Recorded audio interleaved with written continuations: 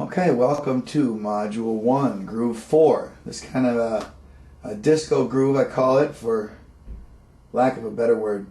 It serves lots of purposes in the show, from vamping to spicing up an otherwise dull bass line without really changing the song too much. And it's also just good practice for a technique to enhance your walking bass line. So let me show you what we're talking about here. You get to roll in your eighth notes. That minor third walk. Now if you keep doing it though,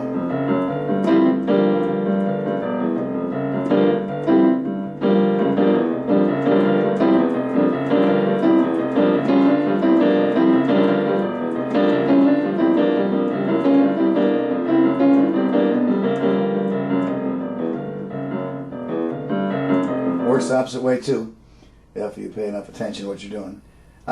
What that does for you is just kind of gives you a real background moving type of rhythm without taking the chord all over the place. So it's a way that you can hold out some long chords and not just ham-fist your way through it.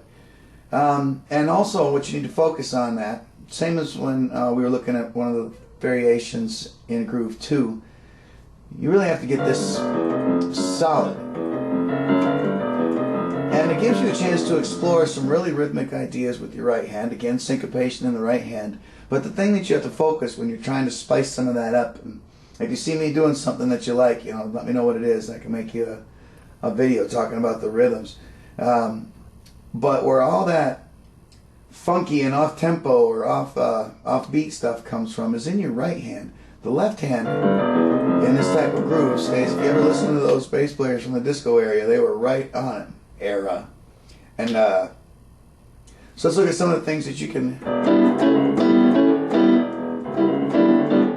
see. I'm using a little trick down here, a half-step slide to the note. It's not really in a scale. It's kind of a percussive thing that I like the way it fills in the groove.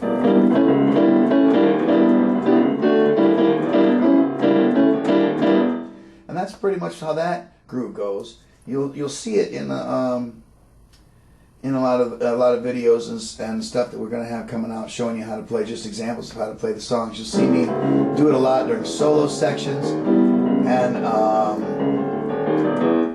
if there's a part that might have been being played like our Groove 3 before, and I want to spice it up for the second half of the verse, I might kick that in. That's also just a good technique for learning how to walk that bass line around for when you're doing some more stuff. So that's pretty much it for Module 1. With those 4 ideas, you can pretty much play just about any song under the sun, with the exception of any song you can't play like that. Some tunes you just have to know how they go. And we're going to put out some videos to help you with that. If you have any questions on particular songs, Johnny or I can certainly do a little bit and help you figure out a part. And these methods here are just to help you fill in the gaps with when you got stuck up there by yourself with a piano, maybe another piano, and you have to make these songs sound good. These 4 grooves and the variation of them I've found to work pretty much everywhere all the time and give you a strong musical presentation while keeping your show interesting listened to over the night. So good luck with those. Practice hard. Learn them in all the keys. If you have any questions, please get with us. We look forward to seeing you in Module 2.